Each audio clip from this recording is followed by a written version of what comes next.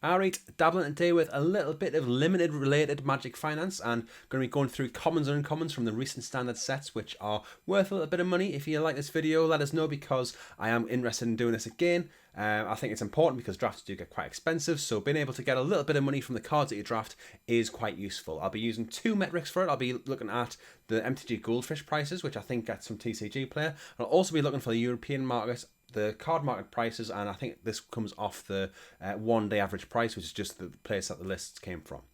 Looking first at Zendikar Rising, there are two uncommons which are worth a decent amount of money actually. Balagad Recovery, $3.90 or €2.16, and Malakir Rebirth, $2.20 or €1.50 or €1.53. Both of these are worth quite a bit of money. There was a couple of others which were kind of close to this, but these were the two key winners. There was also Feeder Swarm, and this was the most expensive common. I don't think it's too exciting, but it does have the opportunity to maybe get up there if it doesn't get reprinted in the next year or two. Quite a unique black effect, so this does have a little opportunity to grow, and I thought I would include it as the common that's worth talking about. In Kaldheim, in the main draft set, because this is a bit of a weird one, but the main draft set, there was only one card or one set of cards which were really worth something, and these were the snow-covered basics, particularly in the Sultai colours. So these cards will go from between $1 to $1.50, and or between 34 cents in euros, 34 European cents to 53 cents when I looked at the prices. These are prices for, I think, when you have a decent amount of these cards to sell. So you'll have a little pack of 5 to 10 snow-covered islands or something. But these are easier to sell in bulk groups, in lots of groups, because people want a number of these snow-covered basics. There was something a bit weird going on with this set though, because there are some expensive cards that were only found in set boosters or the theme boosters, and these are the prime ones off here, with Youthful Valkyrie being the best one. €5.49 or $3.49. It's a really, really expensive card. It's probably more expensive than half the rares in the set, I would guess, because it's just a decently priced card. It's definitely above the bulk rates. And you've also got the Revenge of the Valkyries and Stonheim Aspirant as well, which are worth a little bit of money. But if you open some set boosters for whatever reason, or you've opened some theme boosters, or maybe you just got some around for some other reason as well, it's worth looking these cards out.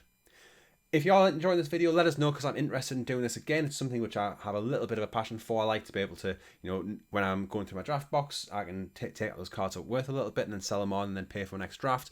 If you also like it, like and a subscribe is always appreciated. People have been responding to the channel quite nicely recently, and I just like to see that grow. I do have a bit of a target for 250 subscribers by the release of Kamigawa Neon Dynasty. So if you can help us get there, I really, really, really appreciate it. Anyway, let's look at some more expensive commons and uncommons, and looking into Strixhaven, we've got two kind of normal price uncommons on the expensive side, but then we've got this Expressive Iteration, which is worth a significant amount more. So the Expressive Iteration also has a special version which can only be found in the F&M promo, the store promo packs. So if you've done some events in store and you've got some of these promos, have a look for the Expressive Iteration. It comes in foil in that as well, and they can get really, really pricey. That's worth looking out for.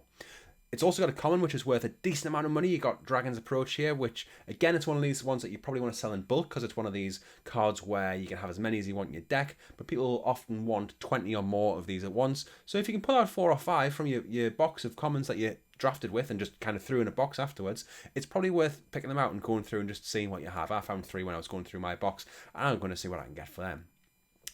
Next we had Adventures in the Forgotten Realm. Had a couple of uncommons which were worth a little bit. You got Cleric Class and you got Portable Hole. $1.81, $1.73, around €1 or even a little bit less than that. I think there was Wizard Class as well, which was worth a little bit, but nothing really too exciting to talk about here. In the common slot, however, we've got a really, really good card. We've got a $2.75 card in Deadly Dispute, or it's €1.66. And this is just really, really playable in Commander. It's essentially 2 mana, draw 2.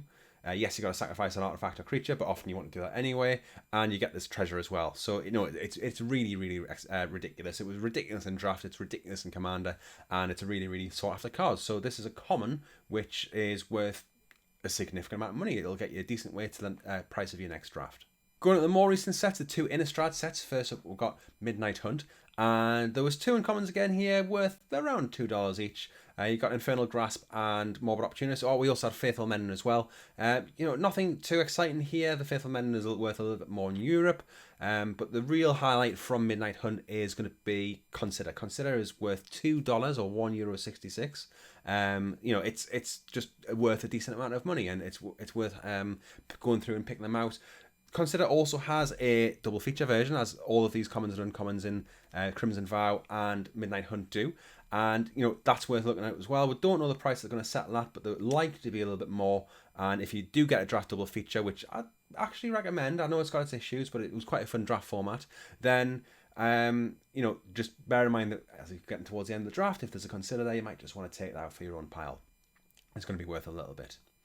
Crimson Vow didn't have very much going for it. We'll only really have Wash Away in the common and uncommon slot. It's not really doing anything, but I thought I might as well mention one card. This is the most expensive common or uncommon in the set. And like I say, it's just worth mentioning just for completeness.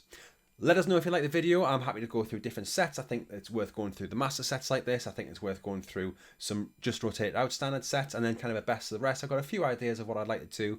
Like I say, I do quite enjoy looking into this type of thing, and I'm really happy to kind of share the information. And again, likes, subscribes, YouTube stuff. But apart from that, thanks again, and I hope to catch you all soon.